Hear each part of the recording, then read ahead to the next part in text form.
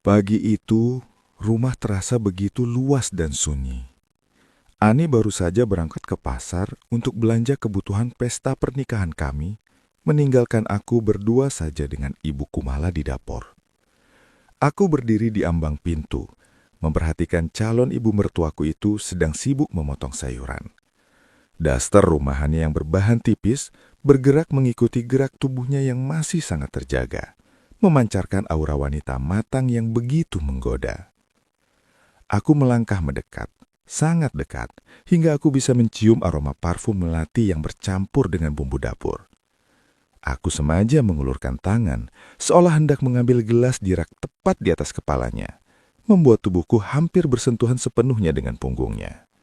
Ibu, pagi ini aroma masakan ibu kalah jauh dengan aroma tubuh ibu sendiri, bisikku tepat di telinganya, dengan suara yang sangat rendah hingga membuat bulu kuduknya meremang.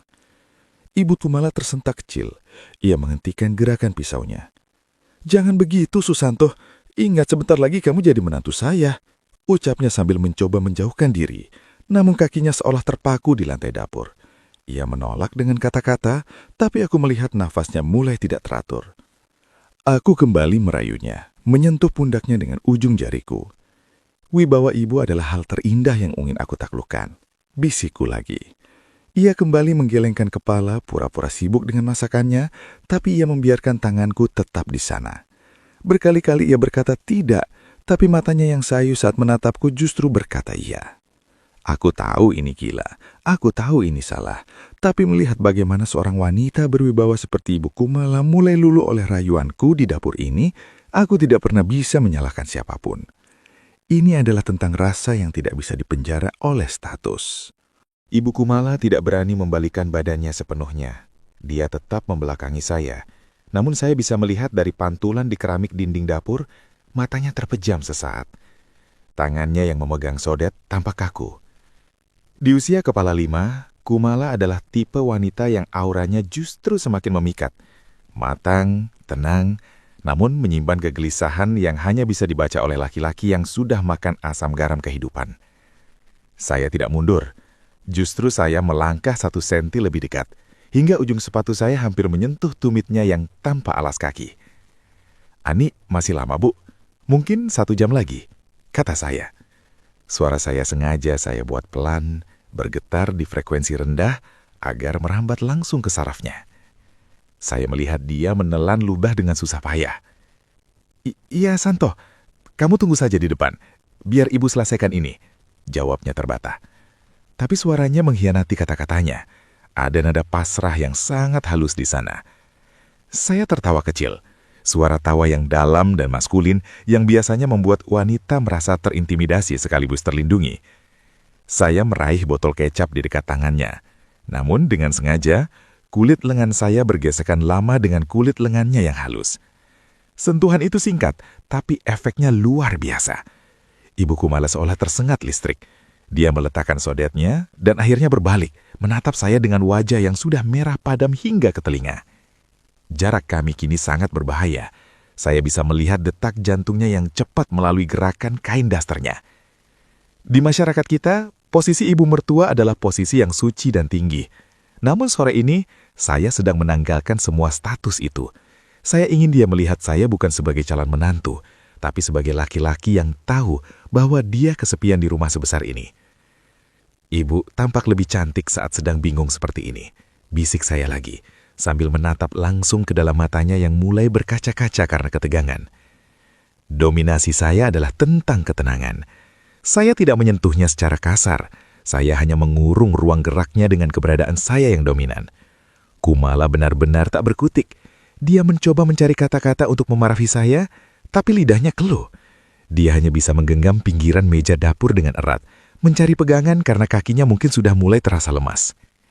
Inilah awal dari sebuah permainan mental yang sangat berkesan, di mana seorang calon ibu mertua yang biasanya begitu tegas dan berwibawa, kini harus tunduk pada pesona laki-laki yang seharusnya menjadi menantunya. Dapur itu mendadak terasa begitu sempit. Meski sebenarnya ruangan ini cukup luas untuk sebuah rumah mewah. Udara di sekitar kami seolah berhenti mengalir, digantikan oleh energi yang sangat pekat antara saya dan Ibu Kumala. Dia masih berdiri mematung di depan meja dapur, Tangannya yang memegang kain lap kini terkepal erat, seolah-olah kain itu adalah satu-satunya pegangan hidupnya agar tidak jatuh. Saya memperhatikan bagaimana helai rambutnya yang sedikit berantakan jatuh di pipinya, memberikan kesan wanita matang yang sedang sangat tidak berdaya. Saya tidak membiarkan suasana ini mendingin. Saya melangkah lebih dekat, hingga hanya ada jarak segaris udara yang memisahkan dada saya dengan bahunya. "Bu Kumala, kenapa napas Ibu begitu berat?" tanya saya dengan nada yang sangat rendah, hampir menyerupai bisikan yang merambat di sela-sela telinganya. Saya melihat dia memejamkan mata dengan sangat kuat. Dia mencoba mencari sisa-sisa otoritasnya sebagai seorang ibu. "Stanto, jangan seperti ini. Ani bisa datang kapan saja," jawabnya dengan suara yang hampir habis, seolah-olah tenaganya telah tersedot habis oleh kehadiran saya yang begitu dominan. Saya tersenyum tipis di belakang kepalanya. Bagi laki-laki seusia kita, momen seperti ini adalah tentang kontrol. Saya tidak butuh melakukan hal yang terburu-buru. Saya hanya perlu memastikan bahwa dia tahu siapa yang memegang kendali di ruangan ini. Saya perlahan mengulurkan tangan saya, bukan untuk memeluknya, tapi untuk mengambil piring yang berada tepat di hadapannya. Namun, saya sengaja membiarkan lengan saya menekan bahunya dengan lembut namun pasti saat saya meraih piring itu. Gerakan saya sangat pelan, sangat terukur. Saya bisa merasakan tubuhnya sedikit gemetar di bawah sentuhan saya. Ibu Kumala seolah terkunci antara rasa takut dan sensasi yang sudah lama sekali tidak ia rasakan. Sebagai wanita yang sudah lama hidup dalam kesendirian setelah kepergian suaminya, kehadiran seorang laki-laki yang berani menunjukkan dominasi seperti ini adalah sebuah serangan langsung ke pusat perasaannya. Ibu tidak perlu takut pada saya. Saya hanya ingin membantu ibu merasa lebih tenang. Lanjut saya. Kali ini suara saya tekan serendah mungkin hingga mencapai frekuensi suara dada yang menggetarkan. Saya melihat lehernya yang jenjang bergerak saat ia menelan ludah. Benteng pertahanan yang selama ini ia bangun dengan nama ibu mertua, kini runtuh berkeping-keping. Dia benar-benar tak berdaya. Di hadapan saya, dia bukan lagi sosok yang harus saya segani sebagai orang tua, melainkan seorang wanita yang sedang mengakui bahwa dia kalah telak oleh karisma calon menantunya sendiri. Di masyarakat kita, etika adalah segalanya. Namun di dapur ini, etika itu perlahan memudar digantikan oleh realitas yang jauh lebih jujur. Saya meletakkan piring itu kembali, lalu berdiri diam tepat di belakangnya, tanpa menyentuhnya lagi, namun tetap menjaga jarak yang sangat intim. Saya ingin dia merasakan siksaan dari kedekatan ini. Saya ingin dia mengingat setiap detik dari momen ini. Bahwa di rumah ini, di dapur ini, dia pernah kehilangan seluruh wibawanya hanya karena suara dan keberanian seorang Susanto. Inilah seni dari sebuah modus yang sempurna, membuat seseorang merasa tak berdaya justru di tempat yang ia anggap paling aman. Dan saya tahu, mulai detik ini, Ibu Kumala tidak akan pernah bisa memandang saya dengan cara yang sama lagi. Suasana dapur itu kini bukan lagi tentang aroma masakan, melainkan tentang aroma ketegangan yang menyesakkan dada. Saya berdiri sangat dekat, hingga saya bisa merasakan panas yang memancar dari tubuh Ibu Kumala. Ia membelakangi saya, namun pundaknya yang naik turun dengan cepat menceritakan segalanya. Saya tahu, di dalam kepalanya, badai sedang mengamuk. Sebagai seorang calon ibu mertua, ia tahu ini adalah batas yang tidak boleh dilalui. Ada keraguan yang sangat besar di matanya. Ia takut akan dosa, ia takut pada Ani, dan ia takut pada penilaian dunia. Namun, ketakutan itu perlahan mulai kalah oleh sesuatu yang jauh lebih purba. Sesuatu yang selama ini ia kunci rapat di balik daster batiknya. "Ibu, berhentilah melawan diri sendiri," bisik saya tepat di tengkuknya. Suara saya buat serendah mungkin, membiarkan getaran suara dada saya merambat masuk ke saraf-sarafnya. Saya melihat tangannya yang memegang meja dapur mencengkram begitu kuat hingga buku-buku jarinya memutih. Ia mencoba menggelengkan kepalanya, sebuah gerakan penolakan yang sangat lemah. "Santo, jangan, ini tidak benar. Ingat Ani, Santo," ucapnya dengan suara yang pecah, hampir seperti bisikan minta tolong. Keraguan itu masih ada, membayangi setiap jengkal pikirannya, menciptakan dinding tipis yang berusaha ia pertahankan mati-matian. Namun, saya adalah laki-laki yang tahu kapan harus menekan dan kapan harus memberi ruang. Saya tidak mundur. Justru saya melangkah 1 senti lebih dekat, hingga tubuh kami benar-benar bersentuhan tanpa ada celah udara. Saya bisa merasakan jantungnya yang berdegup kencang seperti burung yang terperangkap dalam sangkar. Ani tidak perlu tahu, Kumala. Ini hanya tentang kita, tentang rasa yang selama ini ibuku simpan sendiri. Lanjut saya. Penggunaan namanya tanpa embel-embel ibu adalah pukulan terakhir yang menghancurkan dinding keraguannya. Ia terkesiap, nafasnya tertahan, dan perlahan-lahan cengkraman tangannya di meja dapur mulai mengendor. Di detik itulah, keraguan yang tadi menghantuinya seolah menguap terbawa angin sore. Ibu Kumala menarik nafas panjang, sebuah nafas yang terdengar seperti sebuah kepasrahan yang murni. Bahunya yang tadi tegang kini merosot lemah.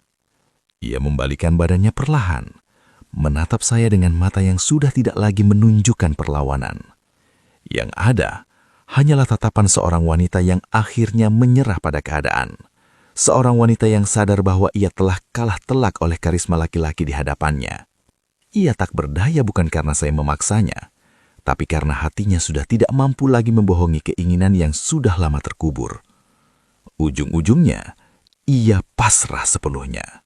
Di dapur yang sunyi itu, Ibu Kumala meletakkan seluruh harga diri dan otoritasnya sebagai calon ibu mertua di bawah kaki saya.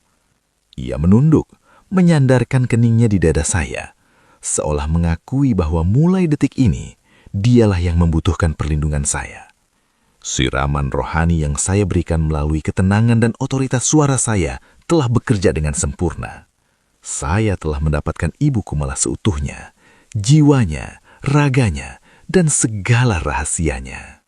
Keraguan itu kini telah mati, digantikan oleh kesepakatan bisu yang akan mengubah hidup kami selamanya di bawah naungan zona romantis. Suara deru motor Ani terdengar memasuki halaman rumah, memecah keheningan yang baru saja kami ciptakan di dapur itu. Ibu Kumala tersentak, seolah baru saja terbangun dari mimpi panjang yang memabukkan. Ia segera melepaskan diri dari dekapan saya. Wajahnya pucat pasi, namun semburat merah di pipinya masih belum sepenuhnya hilang. Ia mencoba merapikan celemeknya dengan tangan yang bergetar hebat.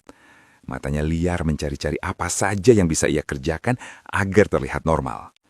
Saya hanya berdiri diam, memperhatikan setiap gerak-geriknya yang penuh kepanikan dengan senyum kemenangan yang tenang. Di saat itulah, ia menatap saya dengan tatapan yang menghancurkan hati. Sebuah tatapan yang seolah berkata, "Santo, ini tidak benar. Apa yang telah kita lakukan? Santo, kamu harus menjauh," bisiknya dengan suara yang serak, hampir menangis. Ia memegang pinggiran meja dapur seolah dunianya sedang berputar hebat. Di dalam pikirannya, saya tahu ada peperangan besar yang sedang berkecamuk. Sebagai seorang ibu yang menjunjung tinggi moral dan adat ketimuran, apa yang baru saja terjadi adalah sebuah pengkhianatan terhadap perannya sendiri. Namun di sisi lain, saya bisa melihat di kedalaman matanya bahwa ia tidak bisa membohongi tubuhnya sendiri. Getaran yang saya berikan melalui suara dan kehadiran saya telah menembus lapisan pertahanan yang ia bangun selama puluhan tahun. Ia merasa berdosa, ia merasa ini salah, tapi ia benar-benar tidak tahu harus bagaimana lagi menghadapi perasaan yang sudah terlanjur meledak itu. Ani masuk melalui pintu samping, membawa kantong belanjaan dengan senyum ceria yang tak berdosa. "Ibu, kok wajahnya merah sekali? Ibu sakit?" tanya Ani sambil meletakkan belanjaan di meja, tepat di samping tangan Ibu Kumala yang masih gemetar. Saya melihat Kumala menelan ludah dengan susah payah. Ia menghindari tatapan mata anaknya. Iya nak, hawanya panas sekali di dapur tadi," jawabnya terbata-bata. Ia mencoba kembali memotong sayuran, namun tangannya begitu lemah hingga pisau itu nyaris terlepas. Saya melangkah maju, dengan tenang membantu mengambilkan kantong belanjaan dari tangan Ani, sambil sengaja memposisikan diri sedemikian rupa sehingga Ibu Kumala kembali terjepit di antara saya dan meja dapur. Saya bisa merasakan tubuh Kumala menegang kembali saat bahu saya bersentuhan tipis dengan lengannya. Ia menahan nafas, tidak berani bergerak sedikit pun. Di hadapan Ani, kami sedang memainkan sandiwara yang paling sempurna.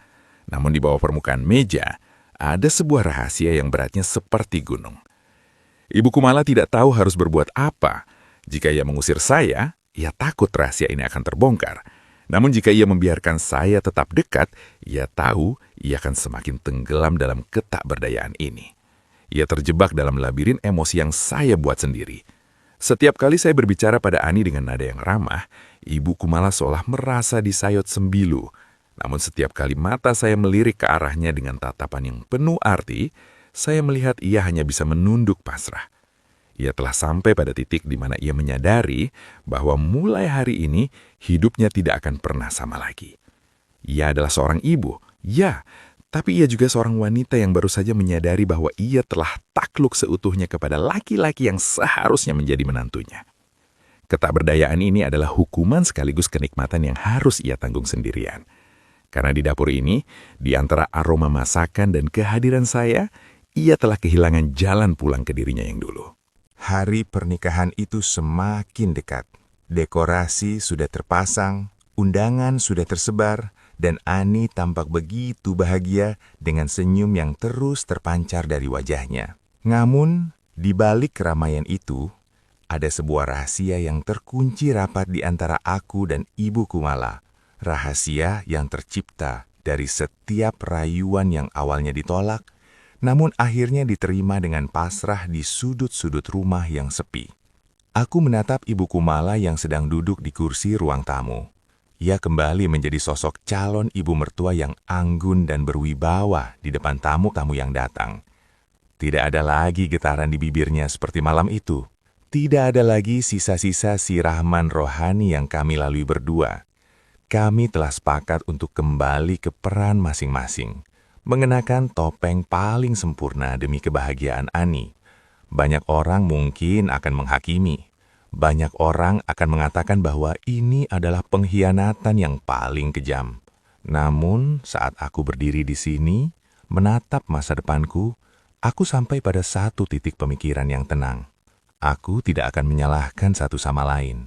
Aku tidak menyalahkan Ibu Kumala atas kerapuhannya yang membuatnya luluh. Dan aku tidak menyalahkan diriku sendiri karena telah melangkah terlalu jauh. Bagi saya, ini adalah hak masing-masing. Hak setiap jiwa untuk mencari kehangatan di tempat yang mungkin dianggap salah oleh dunia. Terkadang, cinta dan hasrat tidak memilih waktu atau status yang tepat. Ia datang begitu saja, seperti badai yang tak bisa ditolak, dan pergi meninggalkan kenangan yang akan kami simpan sampai liang lahat. Aku akan menikahi Ani, dan Ibu Kumala akan tetap menjadi mertuaku.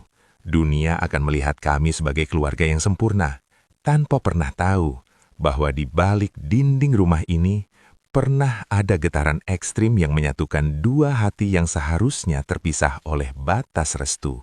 Tuliskan komentar paling jujur dan berani Anda di bawah. Jangan pernah takut untuk bicara, karena di Zona Romantis, kita adalah saksi dari setiap melodi kehidupan yang paling tersembunyi.